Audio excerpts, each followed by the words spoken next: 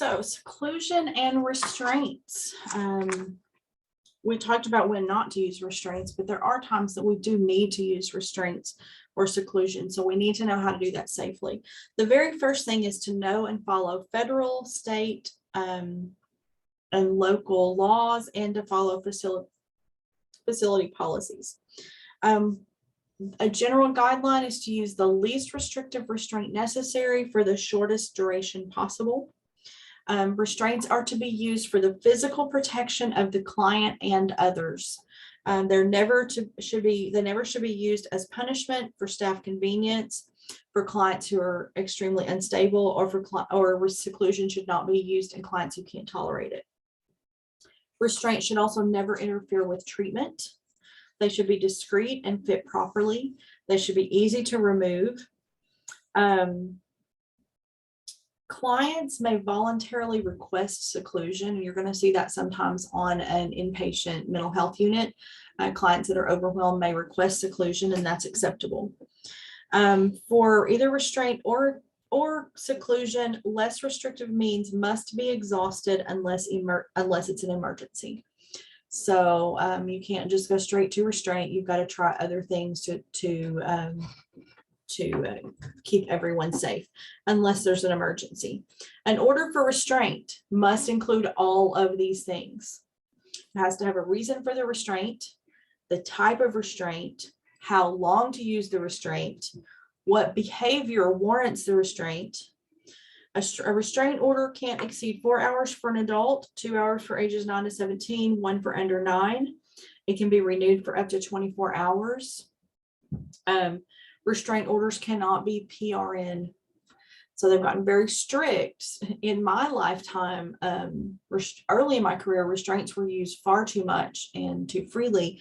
They've gotten very strict on how restraint orders can be written and how they can be used. Restraints can be placed by a nurse without order in an emergency, but the nurse must obtain an order as soon as possible according to the policy of the facility. So the type of restraints that you are going to most commonly see now are going to be limb restraints, mitts, maybe. There are some things that in long-term care are considered restraint that you wouldn't think of, things like side rails, or if the patient is in a jerry chair and it's positioned so that they can't get out of it, that's considered restraint. If they're in a wheelchair with a lap buddy is a cushion that can help with positioning, but if the patient can't remove it themselves, it's considered a restraint. A seat belt that the patient cannot remove is considered a restraint. So make sure that you know the laws applicable to where you work. Chemical restraints are medications that are given with the purpose of controlling a client's behavior. And this can get really murky because some meds may be given for more than one reason. There are meds that may be given for anxiety, and the same med may also be given to control behavior. So sometimes the reason for the med determines whether it's considered a restraint. Nursing care of a patient with restraints, we need to be doing teaching, and we need to treat that patient with respect and try to de-escalate. We need to teach why it's needed, that the purpose is to keep that person and others safe, and that it is temporary. The client or their guardian has to consent to restraint and needs to be applied according to instructions. So make sure it's being applied correctly. We need to assess skin integrity, usually at least every 2 hours. We need to make sure that we're offering that person opportunities to have their physiologic needs met. So make sure they have the opportunity for food and fluid, for hygiene and elimination. We need to monitor their vital signs, release, and give them some range of motion every 2 hours.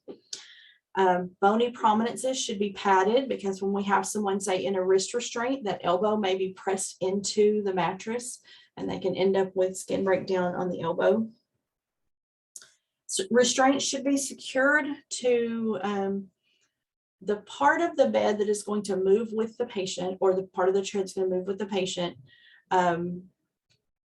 to avoid accidental over tightening. So if you tie a restraint to the bed rail and the bed rail is let down, it's going to pull that a lot tighter than it was intended.